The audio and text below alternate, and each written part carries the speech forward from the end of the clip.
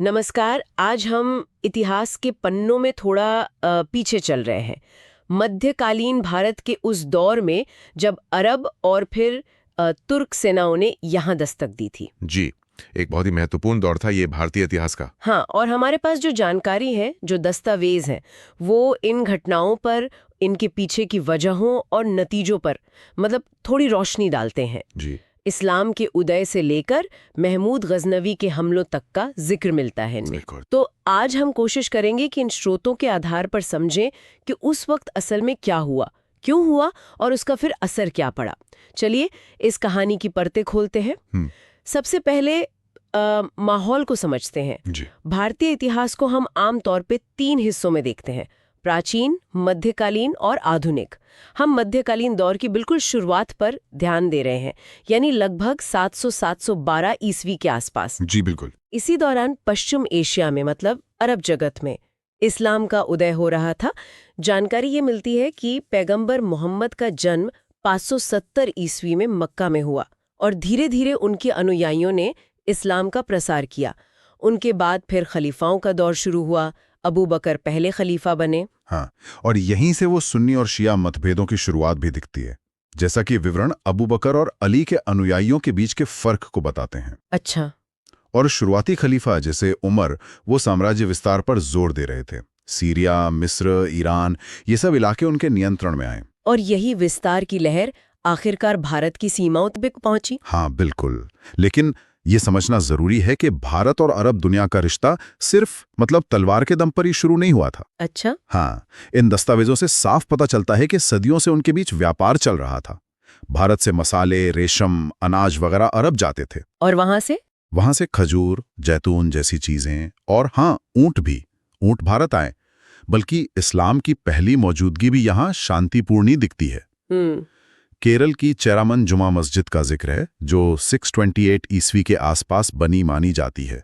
भारत की शुरुआती मस्जिदों में से एक। 628 ईस्वी यानी पैगंबर के जीवन काल में ही। जी, लगभग उसी समय। तो ये शुरुआती संपर्क, जो व्यापार और आपसी मेलजोल पर आधारित था, वो बाद के दौर से काफी अलग है, जब खलीफाओं ने बाकायदा फौजी हमले करने के हुक्म दिए। हाँ। चचनामा जैसे ग्रंथ इन बाद के हमलों के कई मकसद बताते हैं, जैसे इस्लाम फैलाना, यहाँ की दौलत हासिल करना, मंदिरों को निशाना बनाना और आखिरकार अपना राज कायम करना। तो फिर ये बदलाव कैसे आया? मतलब व्यापार और शांतिपूर्ण मेलजोल से बात सैन्य टकराव तक कैसे पहुंच गए? देखिए, 7वीं-8वीं सदी में खलीफाओं के तहत अरब साम्राज्य तेजी से फैल रहा था। वो विस्तार करना चाह रहे थे। भारत पर कब्जे की शुरुआती कोशिशें हुईं, पर वो नाकाम रहीं। कौन सी कोशिशें? दस्तावेजों में 636 ईस्वी में मुंबई के पास उमर के हमले का जिक्र है, जो सफल नहीं हुआ। फिर 711 ईस्वी में सिंध में उबैदुल्ला और बुदेल की मुहिम भी, वो भी नाकाम रही। लेकिन फिर 712 ईस्वी में मोहम्मद बिन कासिम आता है। उसे इराक के गवर्नर हज्जाज ने भेजा था, है ना? हाँ, बिल्कुल। हज्जाज ने भेजा था और वो खैबर दर्रे के रास्ते सिंध पहुंचा। यहां से कहानी थोड़ी बदलती है। कैसे? हाँ, कासिम का हमला काफी हद तक कामयाब रहा। विवरणों के अनुसार उसने एक के बाद एक कई अहम जगहों पर जीत हासिल की। देवल का बंदरगाह, फिर नेरून का बौद्ध इलाका, सीसम के जाटों का क्षेत्र, फिर ब्राह्मणवाद और रावर का किला। हाँ, और आखिरकार रावर का किला। रावर की लड़ाई में ही 20 जून 712 को सिंध के राजा दाहिर की मौत हुई। इन विवरणों में राजा दाहिर की पत्नी लाडी और उनकी बेटियां परिमिला और सूर्यमला का भी जिक्र मिलता है। जी, मिलता है, जो उस दौर की मानवीय त्रासदियों की एक झलक देता है। और 713 ईस्वी तक आते आते मुल्तान पर भी अरबों का कब्जा हो गया था। तो इस जीत के फौरन बाद क्या असर देखने को मिले सिंध में? क्या बड़े बदलाव आए? कुछ अहम बदलाव तो हुए, जैसे इन दस्तावेजों के मुताबिक कासिम ने सिंध में जजिया कर लगाया। जजिया ये क्या था? ये वो टैक्स था जो गैर मुसलमानों को देना होता था। और दिलचस्प बात यह है कि श्रोत धीमी यानी ईसाई और यहूदी, जिन्हें अहले किताब या किताब वाले लोग माना जाता था, और काफिर यानी मूर्ति पूजक के बीच फर्क तो करते हैं। हाँ। लेकिन जजिया कर दोनों पर लगाया गया था। हालांकि सिंध पर अरबों का राजनीतिक दबदबा बहुत लंबा नहीं चला। अच्छा, क्यों? जानकारी ये मिलती है कि जल्द ही अरबों में आपसी झगड़े शुरू हो गए। कासिम को हटाकर याजीद हबीब को लाया गया, तो इस अंदरूनी कलह ने सिंध में उनकी पकड़ कमजोर कर दी। अच्छा, तो मतलब राजनीतिक तौर पर वो लंबे समय तक टिक नहीं पाए। लेकिन क्या इस दौर का कोई और असर भी हुआ जो शायद ज्यादा टिकाऊ रहा हो? कुछ बदला? बिल्कुल। भले ही सियासी कंट्रोल कमजोर पड़ गया, लेकिन कुछ चीजें यहीं से शुरू हुई या बढ़ी। जैसे दस्तावेज बताते हैं कि भारत में ऊंट पालने का चलन बढ़ा। अच्छा, ऊंट? हाँ, नक्शा नवीसी यानी कार्टोग्राफी बेहतर हुई, अरबों को भारतीय मानसून की अच्छी जानकारी मिली और उन्होंने खजूर की खेती शुरू की। ये तो हुई सीधी सीधी दिखने वाली चीजें। और क्या कुछ ऐसा भी था जो दिखाई नहीं देता पर असरदार रहा हो? मतलब विचारों का, ज्ञान का कोई लेन देन? हाँ, और शायद ये सबसे महत्वपूर्ण पहलू है। इसी दौर में भारतीय ज्ञान जैसे दर्शन, ज्योतिष, गणित, चिकित्सा और खासतौर पर यहाँ की अंक प्रणाली, हमारी गिनती 1, 2, 3 वाली। हाँ वही, जिसे दुनिया आज अरबी अंक कहती है, पर जो निकली भारत से थी, ये सब अरबों के जरिए पश्चिम यानी यूरोप तक पहुंची। तो मतलब एक तरफ लड़ाई झगड़ा चल रहा था। हाँ, और दूसरी तरफ ज्ञान का एक अदृश्य पुल भी बन रहा था, कह सकते हैं। ये भारतीय विचार चुपचाप पश्चिम की ओर अपना रास्ता बना रहे थे। ये शायद इन हमलों का सबसे स्थायी मगर अनपेक्षित परिणाम था। किसी खास व्यक्ति या किताब का जिक्र है सिलसिले में? कोई उदाहरण? हाँ, ब्रह्मगुप्त का नाम खास तौर पे आता है।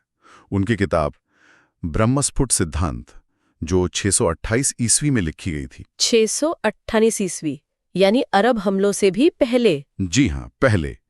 ये उस समय के भारतीय गणित और खगोल विज्ञान का एक आधारशिला ग्रंथ माना जाता है।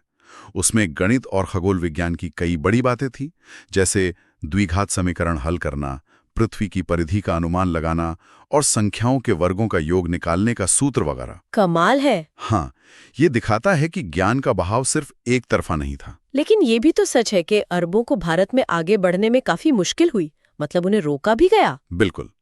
अरब विस्तार को भारत में जबरदस्त टक्कर मिली। ऐसा नहीं था कि वो आसानी से आगे बढ़ते गए। कैसे? करीब 738 ईस्वी के आसपास की एक घटना का जिक्र मिलता है, जब अल हक्कम नाम के अरब गवर्नर के खिलाफ कई भारतीय शासकों ने मिलकर एक गठबंधन बनाया। गठबंधन? कौन कौन थी इसमें?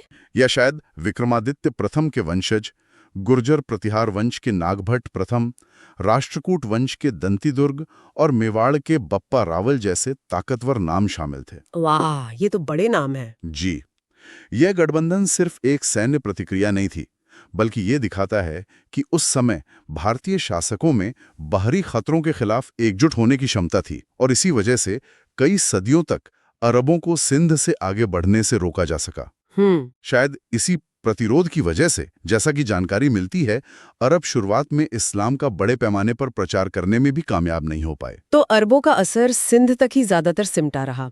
लेकिन फिर कुछ सदियों बाद तस्वीर बदलती है ना, जब मध्य एशिया से तुर्क आते हैं। हाँ बिल्कुल, इतिहास एक नया मोड़ लेता है जब मध्य एशिया से तुर्क शक्ति उभर कर सामने आती है। ये तुर्क कौन थे और इनका भारत से क्या लेना देना था? देखिए, विवरणों के अनुसार इनकी जड़ें तुर्कमेनिस्तान और चीन के आसपास के इलाकों में थीं, और समय के साथ इन्होंने इस्लाम अपना लिया था। अच्छा। इन्हीं तुर्कों में से एक था गजनी वंश, जिसे यामिनी वंश भी कहते हैं। इसकी नींव अल्पतगीन ने रखी थी। बाद में उसका दामाद और गुलाम सुबुक्तगीन शासक बना। सुबुक्तगीन? हाँ, सुबुक्तगीन ने ही पहली बार भारत की उत्तर पश्चिमी सीमा पर बसे हिंदू शाही राजवंश से टक्कर ली, जिसके राजा उस वक्त जयपाल थे। 986 ईस्वी के आसपास सुबुक्तगीन और जयपाल के बीच लड़ाई का जिक्र मिलता है। और सुबुक्तगीन के बाद आता है महमूद गजनवी। इसका नाम तो इतिहास में बहुत बार सुना है। सही कहा। सुबुक्तगीन का बेटा महमूद गजनवी 998 ईस्वी में गद्दी पर बैठा। वो भारतीय इतिहास का एक अहम और हाँ, काफी विवादित किरदार है। विवादित क्यों? कहा जाता है कि वो पहला शासक था जिसे बगदाद के खलीफा ने बाकायदा सुल्तान की उपाधि दी। उसे यामीनुद्दौला, साम्राज्य का दाहिना हाथ, और अमीन उल मिल्लाह, मुसलमानों का रक्षक जैसे खिताब भी मिले थे। दस्तावेज बताते हैं कि भारत पर उसके हमलों के पीछे मुख्य मकसद यहाँ की दौलत लूटना और इस्लाम का प्रचार करना था। इतिहासकार हेनरी इलियट के हवाले से कहा जाता है कि उसने भारत पर 17 बार हमले किए। 17 बार? ये तो बहुत ज्यादा है। क्या इन हमलों के बारे में कुछ खास जानकारी मिलती है? ये कहाँ-कहाँ हुए और इनका असर क्या हुआ? हाँ, इन हमलों के बारे में काफी तफसील मिलती है और इनमें कुछ पैटर्न भी दिखते हैं। जैसे 1001 ईस्वी में उसका पहला बड़ा हमला कामयाब रहा, जब उसने वहिंद की लड़ाई में हिंदू शाही राजा जयपाल को हराया। राजा जयपाल? हाँ, जयपाल के बाद उसके वंशज आनंदपाल, त्रिलोचनपाल भीमपाल ने भी गजनवी का सामना किया, पर वे उसे रोक नहीं पाए। इससे उत्तर पश्चिम सीमा पर गजनवी की पकड़ मजबूत हुई। और फिर उसका ध्यान पंजाब और गंगा घाटी के अमीर मंदिरों और शहरों पर गया। 1005 ईस्वी में उसने मुल्तान पर हमला किया, जहां दाऊद नाम का शिया शासक था, और भेड़ा के शासक नौसा शाह पे की चढ़ाई की। मंदिरों पर भी हमले हुए। हाँ बिल्कुल। 1008 ईस्वी में उसने कांगड़ा के नगर कोट पर धावा बोला और वहां के मशहूर बज्रेश्वरी मंदिर को लूटा। 1014 में हरियाणा के थानेसर को निशाना बनाया। और आगे भी बढ़ाओ। हाँ, 1018 में वो और आगे बढ़कर मथुरा, वृंदावन और कन्नौज तक पहुंच गया, जहां राज्यपाल का शासन था। ये शहर उस समय काफी समृद्ध माने जाते थे। लेकिन क्या उसे हमेशा जीत ही मिली? कोई प्रतिरोध नहीं हुआ? नहीं, ऐसा नहीं था कि उसे हर जगह आसानी से जीत मिली। प्रतिरोध हुआ।